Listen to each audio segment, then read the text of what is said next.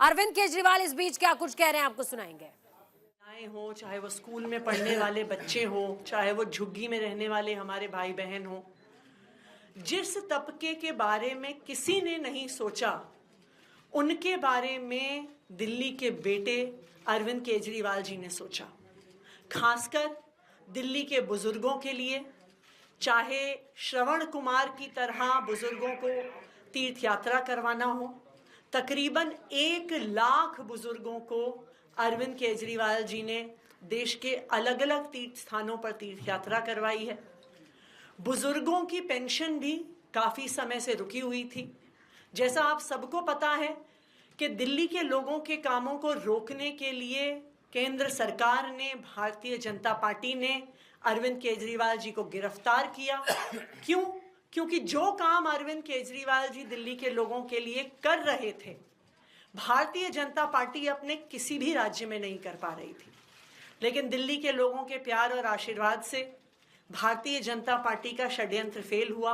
अरविंद केजरीवाल जी jail से बाहर आए हैं और एक के बाद एक दिल्ली के जो रुके हुए काम थे वो शुरू हो रहे हैं।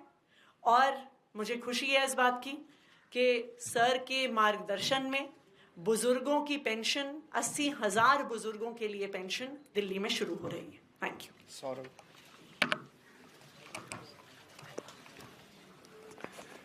अरविंद केजरीवाल जी जिस दौरान एक झूठे मुकदमे में जेल में थे, दिल्ली के बुजुर्ग इस बात को जानते हैं कि उनके पीछे से इन लोगों ने कई महीनों तक बुजुर्गों को उनकी पेंशन तक के लिए तड़पाया है।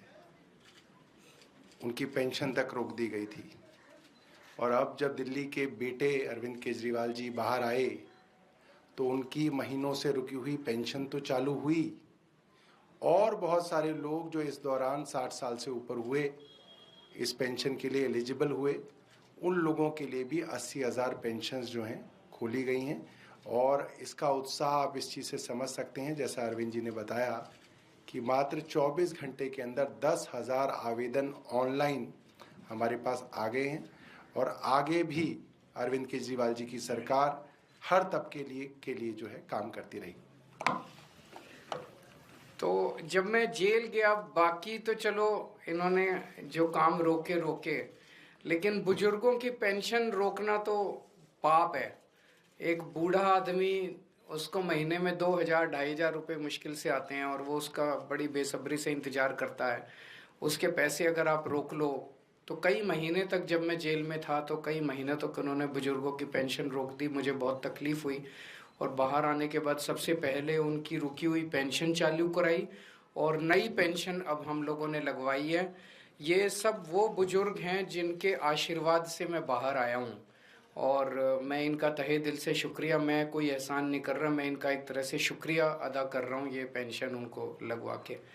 अगर आपके 1-2 कोई क्वेश्चंस हैं तो। विकलांगों के लिए भी पेंशन अनाउंसमेंट हुआ था जो हाई स्पेशल नीड्स के विकलांगों को 5,000 रुपये पेंशन।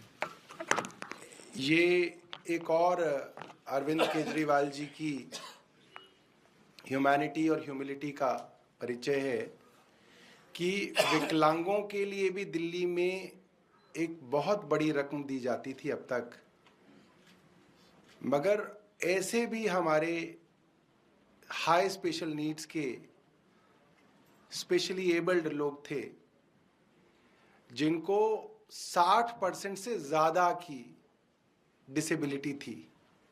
तो ऐसे लोग, और ये हिंदुस्तान के अंदर इकलौती ऐसी सरकार है जो इतनी बड़ी रकम हाई स्पेशल नीड्स के विकलांग या स्पेशली एबल्ड लोगों को दे रही है। हम लोग 5,000 रुपये महीने जो है उनके लिए पेंशन दे रहे हैं और जल्द ही जो है इसके लिए भी जो है आवेदन जो है शुरू कर दिए जाएंगे। ये कैबिनेट से पास हो चुकी है स्कीम। दिल्ली के रेवेन्यू पे या जो बजट है उस पे कितना ये भार होगा, उसकी आप बिल्कुल चिंता ही मत करो। बुजुर्गों को देने से आशीर्वाद मिलता है और उस आशीर्वाद से और बरकत होती है, तो रेवेन्यू बढ़ेगा, इससे घटेगा नहीं। Thank you. सर, आज संसद सत्र शुरू हुआ है, जो सबसे बड़ा मुद्दा सब लोगों ने नोटिस अडानी इशू को लेकर अगर आप इस पे कुछ बोले, जो पिछले दिनों वो उन्हीं से पूछ लो। आज आप ओल्ड एज पेंशन चलाओ अच्छे से।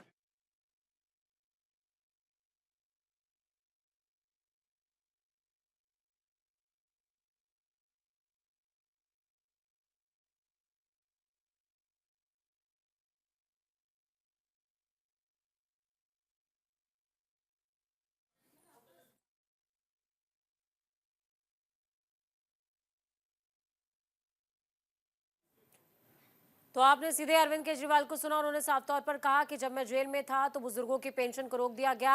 मैंने ये पेंशन उन्हें देने का काम किया है, कोई एहसान नहीं, मेरी जिम्मेदारी थी। वक्त छोटे से ब्रेक का, ब्रेक के उस पार खबरों का सफर लगातार जारी है। बने रहे न्यूज इंडिया के साथ, क्योंकि हम हैं राष्ट्र की आवाज। नमस्कार।